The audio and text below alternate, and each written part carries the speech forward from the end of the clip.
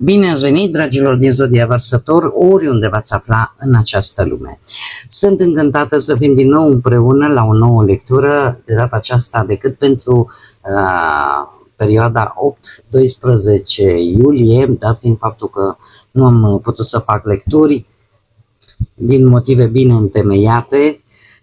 Totuși am zis să nu pierdem săptămâna și în momentul în care mi-am stabilit vederea, atunci am zis gata, trebuie să mă apuc să fac și o lectură pentru voi, pentru că știu că mulți dintre voi așteptați cu nerăbdare lecturile mele. Oricum vreau să le mulțumesc tuturor abonaților și tuturor celor care ați avut răbdare, înțelegere și ați dat dovadă de multă susținere cu această ocazie. Așa că, dragilor, toți cei care aveți nu doar Soarele, ci și Luna, Venus sau poate Ascendentul în Zodia Vărsător, această lectură este de asemenea și pentru voi. Nu uitați, desigur, este totuși o lectură general colectivă, așa că vă rog să luați decât ceea ce va rezona cu voi.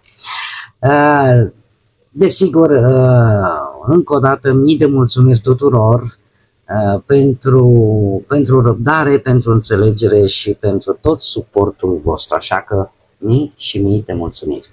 Cei care sunteți pentru prima dată aici, vă urez bun venit și dacă la finalul acestei lecturi simțiți că ați rezonat sau pur și simplu v-a plăcut, nu ezitați să vă abonați. Este gratuit și în afară de asta nu veți pierde niciuna dintre lecturile mele. Și acum haideți, dragilor din Vărsător, să vedem ce este important de știut pentru voi în perioada 8-12 iulie. Interesant. Să știți că simt că ieșiți dintr-o perioadă neagră. Cum să nu? Haideți să vedem, să le deslușim un pic. Se pare că există un mic avertisment, o energie care posibil să vă fi creat tot felul de probleme. O perioadă care a fost mai neagră, mai plină de gânduri negre, de situații care parcă apăreau de nicăieri și nu-și găseau rezolvarea, e pe cale să se termine și în sfârșit voi să vă recuperați liniștea, să vă recuperați pacea, serenitatea și de asemenea să intrați așa într-o calmitate, într-o situație care să vă, cum să spun eu, o situație care vă preocupa poate de ceva vreme, în sfârșit să se calmeze lucrurile, să înceapă să se rezolve. O energie care vă oferă sentimentul că lucrurile în sfârșit chiar se vor rezolva pozitiv și că puteți trece chiar peste orice dificultate. Așa că o perioadă în care trebuie să priviți o situație anume, v-am mai spus, care e de interesul vostru, cu mai mult calm, mai multă încredere și chiar vă poate, e ceva care vă încurajează să aveți credință, să aveți speranță că lucrurile vor evolua bine. Ceva care va duce liniște.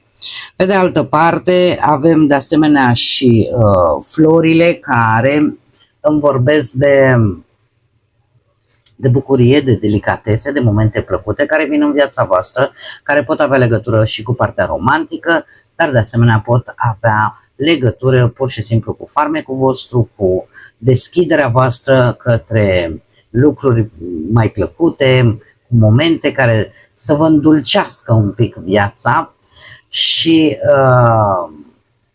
eu aș spune că chiar puteți avea parte de momente simple, de surprize simple, dar în același timp atât de importante pentru că vă pot aduce un dram de fericire, un strop de armonie în relațiile voastre sau pur și simplu în experiențele voastre cotidiene, cele de zi cu zi.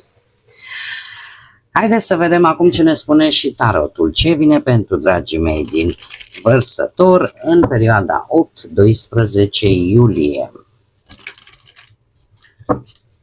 Atât pe plan profesional, financiar sau sentimental.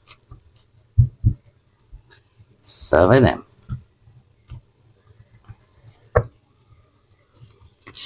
Și avem un 5 de monede, avem judecata, avem arcanul major moartea și un 9 de cupe.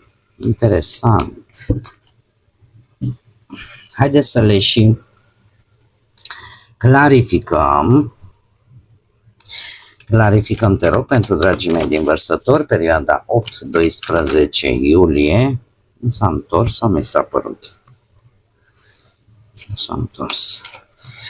5 de monede. Clarificăm 5 de monede, te rog.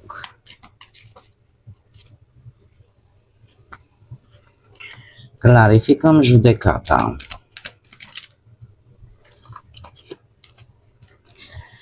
Clarificăm arcanul major moartea. Să vedem o transformare importantă. Și clarificăm 9 de cupe, te rog.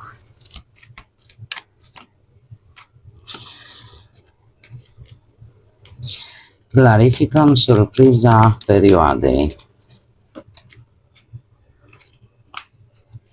Bun. Haideți să vedem lucruri aici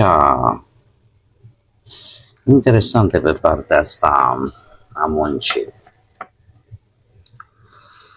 Nu știu dacă zodiile de apă vă spun ceva, Rac pe Scorpion și zodia Taur.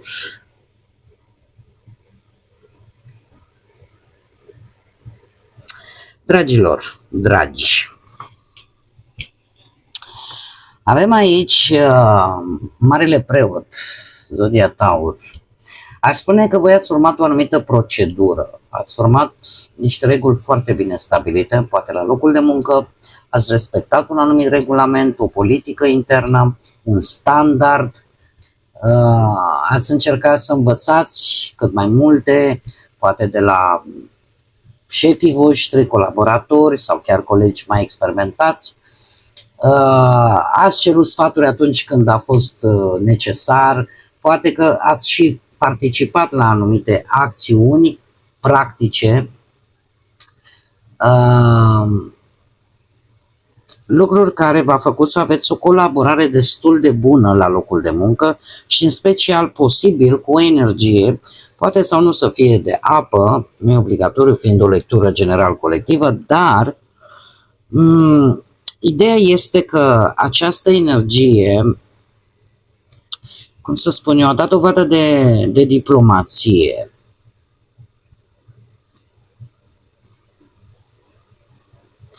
Ați avut o perioadă, în trecutul nu foarte îndepărtat, în care lucrurile chiar mergeau bine. În ceea ce privește munca, viața voastră, cariera voastră profesională. Ați fost chiar implicați în tot felul de echipe, cu oameni. Poate chiar o energie de aici va ajuta va consiliat, va ajuta să soluționați poate un anumit conflict. Doar că ceva i s-a pierdut cu acest 5 de cupe. E ca și cum au venit tot felul de obstacole, au venit tot felul de colaborări care v-au cam dezamăgit. Lucrurile parcă nu merg așa cum voi v-ați fi așteptat. Ori că ați dat peste un partener care nu respectă o anumită înțelegere, ori că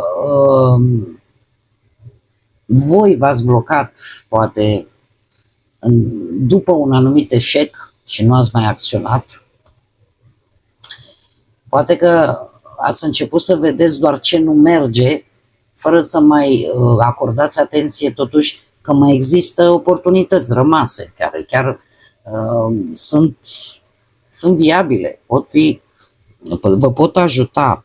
Toate aceste lucruri vă aduc în acest stadiu de 5 de monede, de tot felul de obstacole la locul de muncă, de proiecte care nu merg conform planului, de întârzieri, de poate resurse insuficiente sau tot felul de conflicte, poate cu colegii, cu superiorii voștri, cu colaboratorii voștri.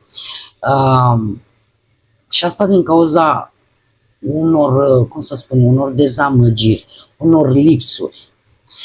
Probabil că sunteți împinși să căutați soluții. să nu rămâneți blocați în aceste blocaje.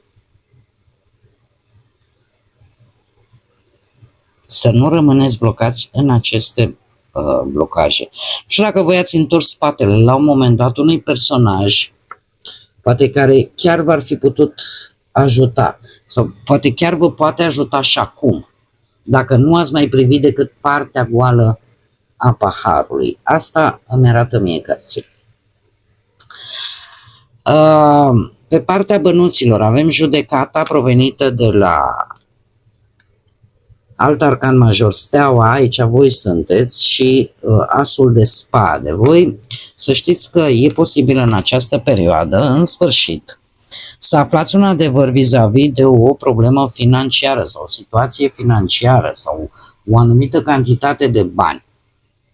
Este ceva din trecut și care revine în viața voastră, nu revine degeaba, vine pentru că trebuie corectate anumite greșeli.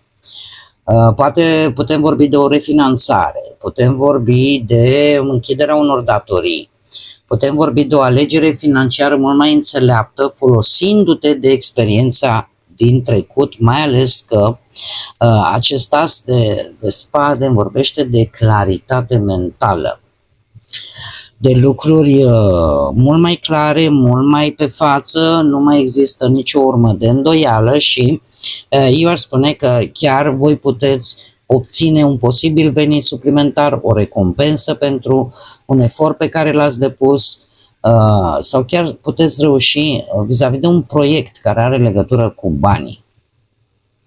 Dar, cum am mai spus, sunt lucruri care vin în viața voastră pentru că se cer rezolvate.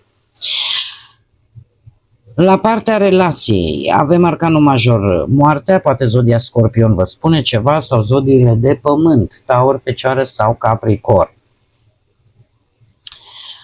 Aș zice că relația voastră traversează o perioadă de transformări profunde.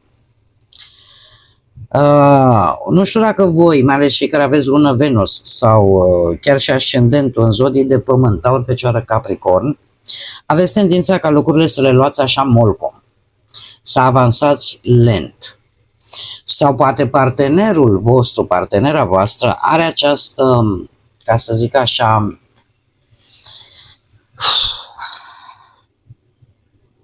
este cineva care totuși vrea o relație de lungă durată.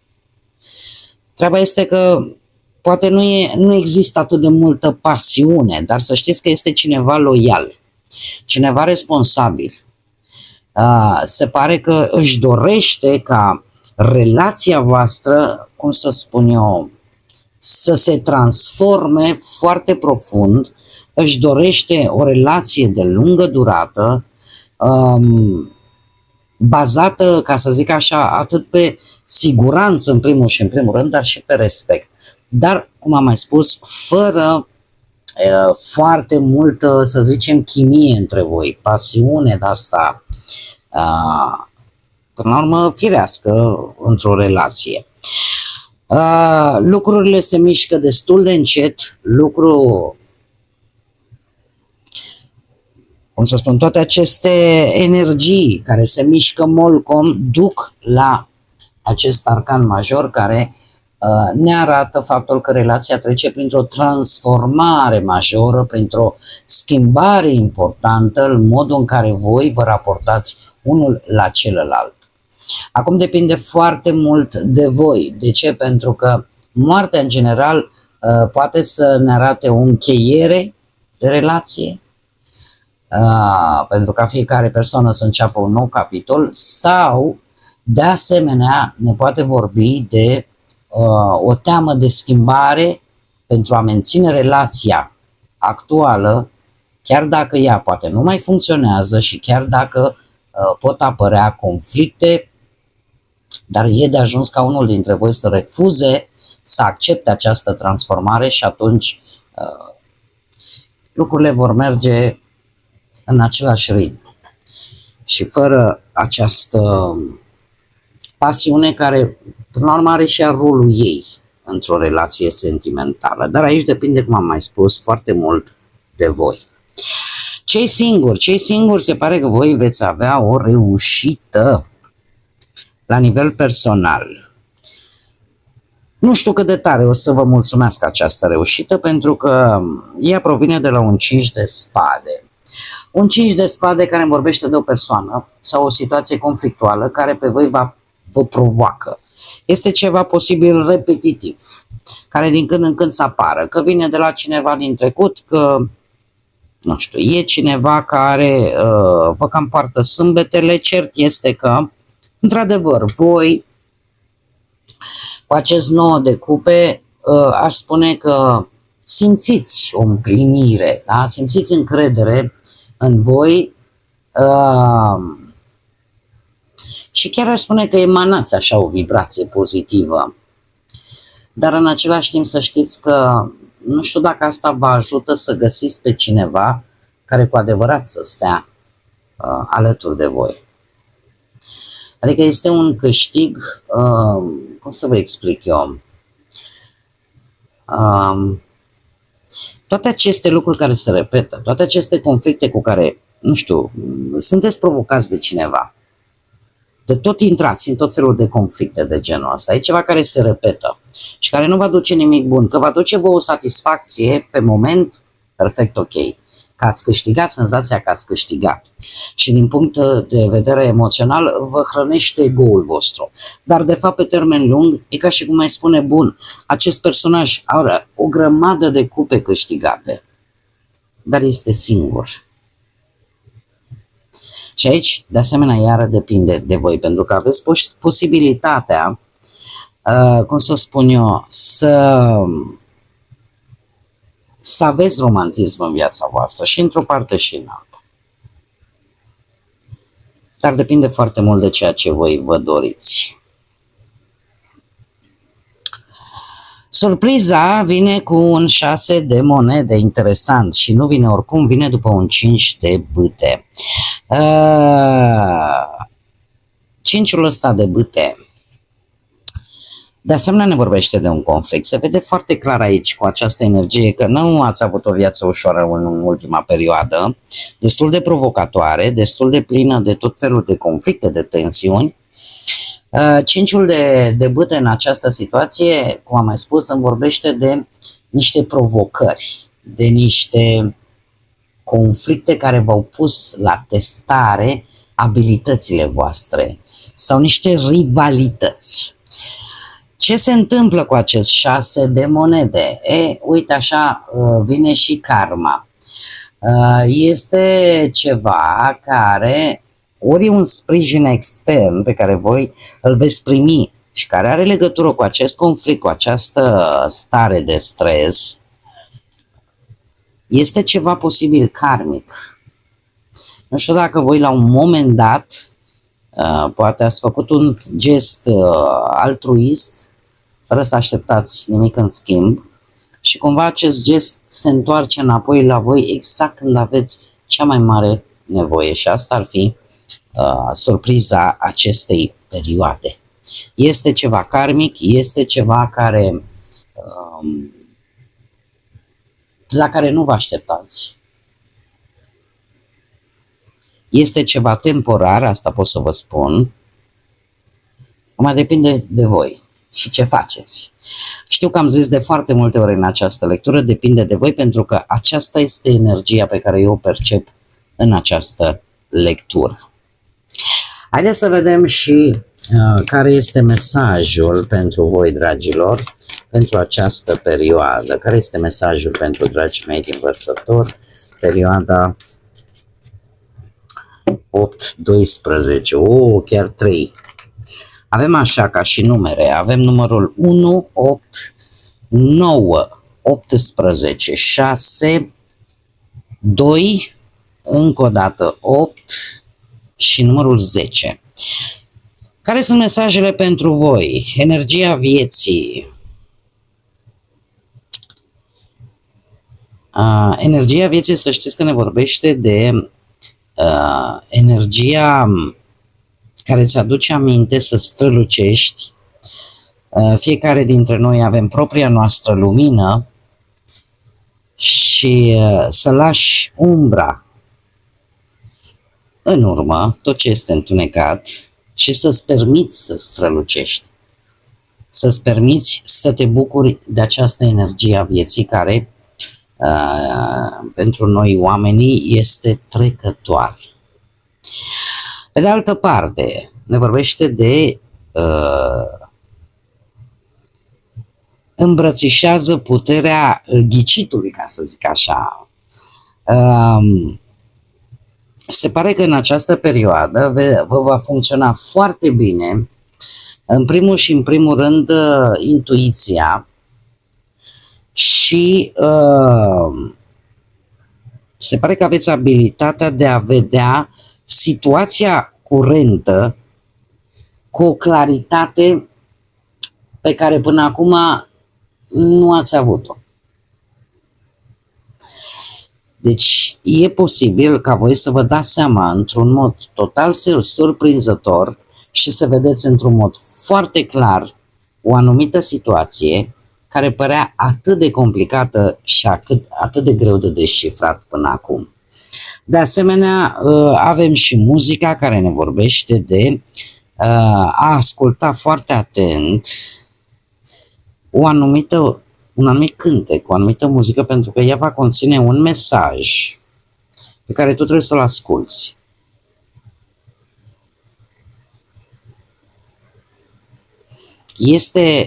Fiți atenți în această perioadă, dacă vă iese în cale o anumită melodie, ascultați mesajul. Poate fi un semn. De ce nu? Mai ales că aici avem și partea asta un pic, cum să spun eu, esoterică, da? Cu ghicitul, cu să-ți dai seama brusc. Deci, luați în calcul și acest aspect. Da? Îi se întâmplă, așa cum vedem numere repetate, nu pot fi și un cântec care să aibă un mesaj și să-l asculți fără să-ți dai seama, să apară în viața ta fără să îl pregătești. Da? Atunci putem vorbi de semnale sau semne. Bun, dragii mei, cam aceasta a fost lectura pentru voi. Încă o dată mii de mulțumiri că ați fost alături de mine. Până data viitoare când ne vom reîntâlni la o nouă lectură, desigur, nu uitați, suflete frumoase, să gândiți înalt, să zburați înalt și să lăsați ca pacea, credința, lumina și iubirea să vă însoțească la fiecare pas.